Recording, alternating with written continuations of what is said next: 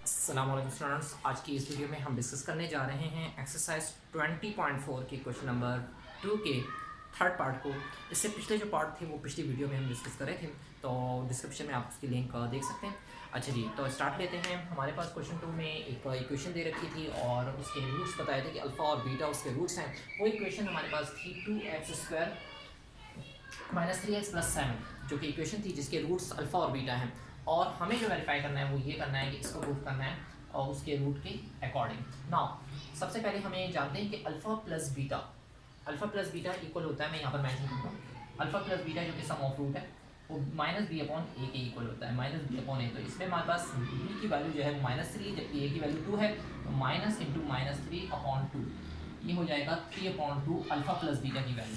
इसी तरीके से alpha beta product of root अगर लें तो ये c/a के इक्वल होता है, तो c/a, c 7 है जबकि a 2 है, तो c ये लास्ट वैल्यू होगी, 7/2 हमारे पास अल्फ़ा बीटा की वैल्यू हो गई। तो जहाँ पर ज़रूरत पड़ेगी तो अल्फ़ा बीटा की जगह हम 7/2, जबकि अल्फ़ा प्लस बीटा की जगह 3/2 सब्सिट्यूट करेंगे।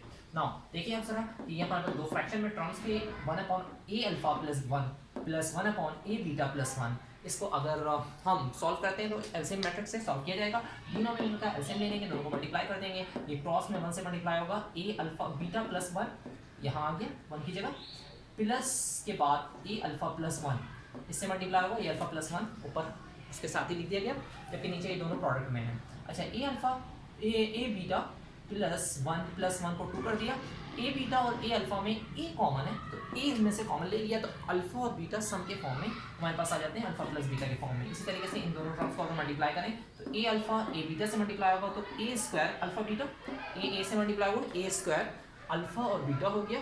इसी तरीके से a अल्फ़ा जब 1 से मल्टीप्लाई होगा तो a अल्फ़ा आ गया, 1a बीटा से तो 1a बीटा, 1 से तो 1 का स्क्वायर हो जाएगा और फाइनली हम 1 ही लिख देंगे। ठीक है जी। इसके बाद नेक्स्ट टाइम में इसको सेम एज इट इज लिख दिया ऊपर वाली नोमिनेटर को, जबकि डिनोमिनेटर में हमारे पास a स्क्वायर अल्फ़ा बीटा को सेम एज इट इज लिखा गया। इन दोनों में जो चीज़ सेम थी यानी कॉमन थी उसे कॉमन ले लिया है और वो था a अगर बाहर हो जाता है तो अल्फ़ा प्लस बीटा रिमेनिंग बचता है, प्लस का 1 सेम एज इट इज आ गया। अच्छा जी, अब आप देख सकते हैं इस स्टेप में alpha plus beta, alpha beta, alpha plus beta, alpha और बीटा अगर हैं तो अल्फ़ा बीटा के फॉर्म में है या अल्फ़ा प्लस बीटा के फॉर्म में है, यही हमें रिक्वायर्ड था। और जैसे ही ये स्टेप आएगा तो इस स्टेप में आपको कुछ नहीं करना, बस ये अल्फ़ा प्लस बीटा की वैल्यू और अल्फ़ा बीटा की वैल्यू सब्स्टिट्यूट कर देनी है। तो जहाँ अल्फ़ा प्लस बीटा है वहाँ पर हम लिख देंगे 3/2 यहाँ भी, और जहाँ अल्फ़ा बीटा है वहाँ लिख देंगे 7/2, क्योंकि हमारे पास अल्फ़ा बीटा की वैल्यू है 7/2।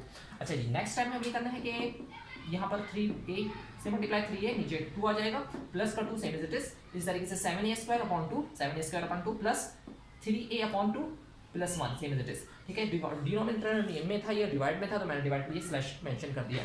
नेक्स्ट टाइम में इसका एलसीएम ले लेंगे, तो नीचे 2 के नीचे 1 है, 2 1 2, 2 से क्रॉस में 4 हो जाएगा और 1 क्रॉस में 3a से 3a same as it is आएगा, 3a+4/2।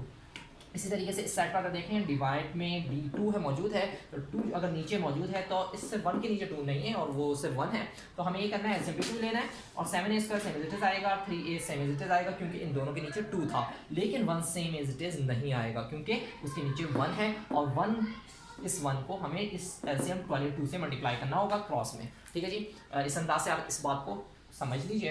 अब ये है कि 3a+4/2 same as it is इस तरीके से लिख दिया गया, जबकि ये डिवाइड की जगह पर मल्टीप्लाई आएगा तो आगे वाली वैल्यू रेसिप्रोकल हो जाएगी, यानी 2 ऊपर और 7a² + 3a+2 नीचे शिफ्ट हो जाएगा। 2 से अगर कैंसिल करवा दें तो हमारे पास नोमिनेटर और डिनोमिनेटर जो भी टर्म्स बच रहे हैं 3a+4/7a² + 3a+2, ये हमारे पास फाइनली आंसर होगा। आई होप कि आपको स्टेप्स क्लियर हैं। अगर किसी किस्म की भी कोई कन्फ्यूजन है तो वीडियो को स्टॉप करके फिर से देखिए, लेकिन अगर कोई मजीद रह जाए तो कमेंट सेक्शन में ज़रूर डिस्कस करिए। Thanks for watching. अस्सलाम वालेकुम।